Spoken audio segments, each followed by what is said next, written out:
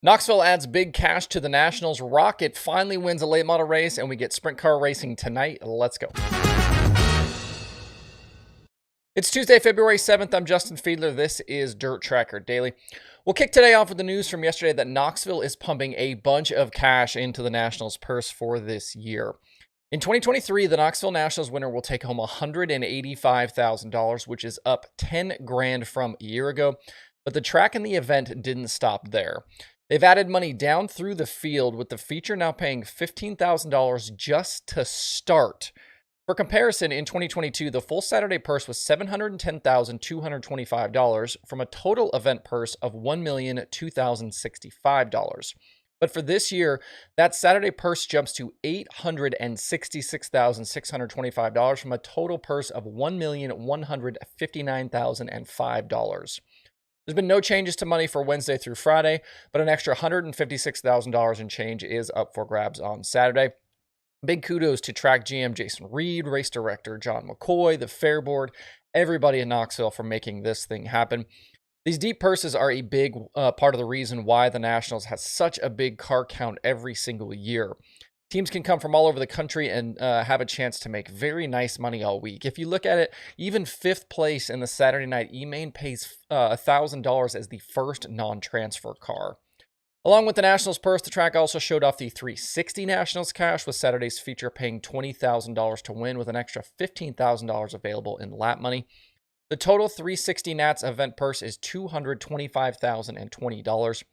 You can see the full breakdown on the purses over at Knoxville's social media channels, Twitter, Facebook, at Knoxville Raceway. If you want more info on the track, if you want to snag some tickets to a Knoxville show this weekend, head over to KnoxvilleRaceway.com.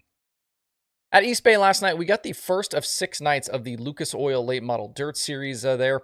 I mentioned yesterday that this opening stretch of Speed Weeks had some races that wouldn't count towards the points, and thanks to a couple of conversations yesterday, here are the details for how it all works.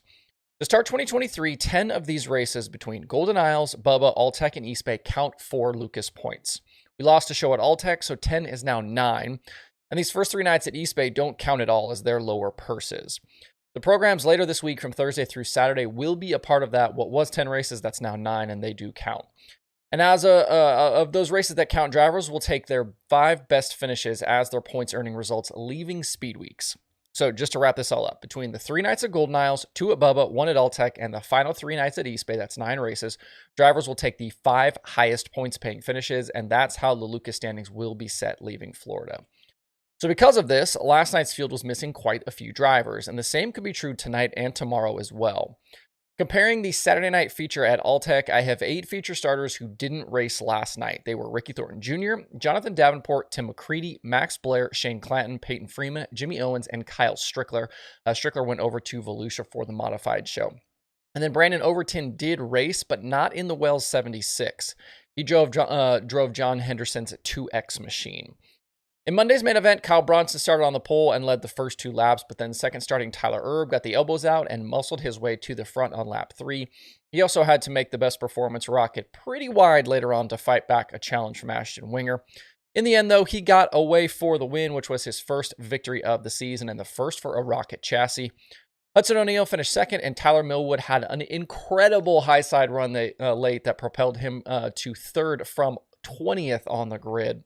Was his best ever Lucas finish, and Millwood's podium actually made it an all-Rocket top 3. We talked yesterday about Longhorn's dominance to start the year, and last week about Rocket's issues, and it took exactly 4 minutes last night from the time the race went checkered until I had the first comment from somebody about social media about Rocket winning. And to be clear, I don't have a dog in this fight. I don't really care who wins. I'm just pointing out stats and facts about how things have gone. Longhorn going 14-0 to start the season isn't my opinion, it's what's happened. Also, and I leave this one up for you guys to decide, but it's worth noting that 2 of the top 3 in points were missing last night, and the other guy was in someone else's car. And other than Kyle Larson, Jonathan Davenport was the only other driver with a Lucas win, and he was also absent. And all 4 of those guys are Longhorn drivers. And also, I've seen some stuff about how, of course, Longhorn is winning a bunch. They have more cars in the field, so they have more chances to win.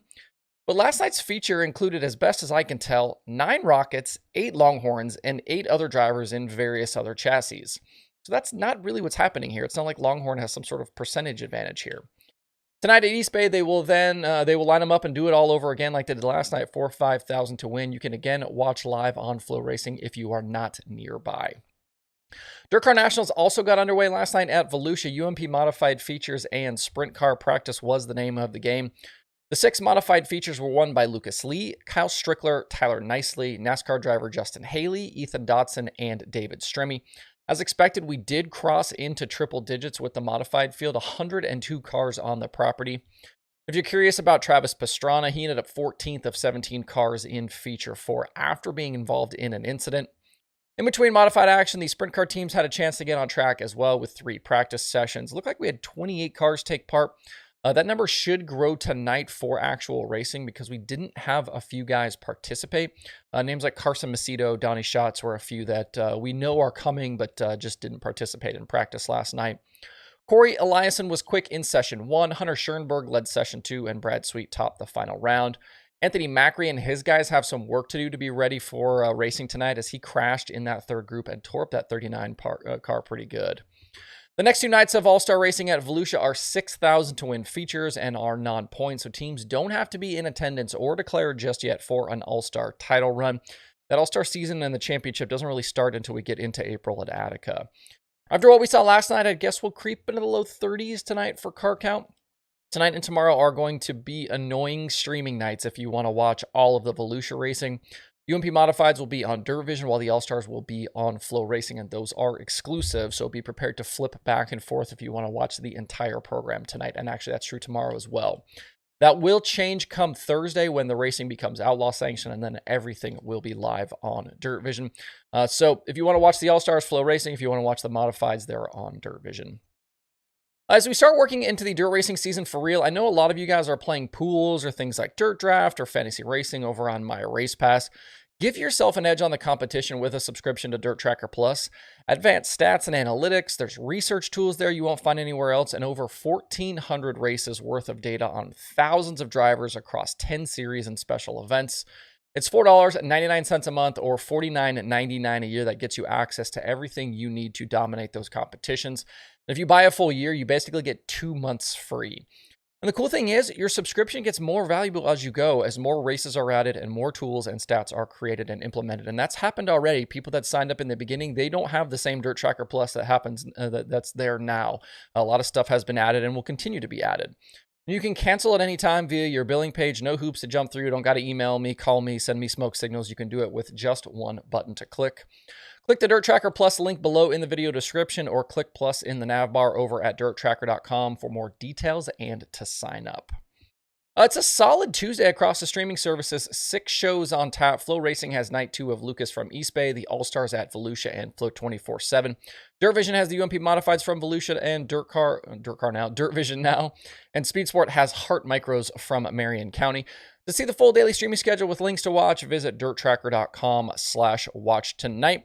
Hope you guys have a good Tuesday out there. We will see everybody right back here tomorrow.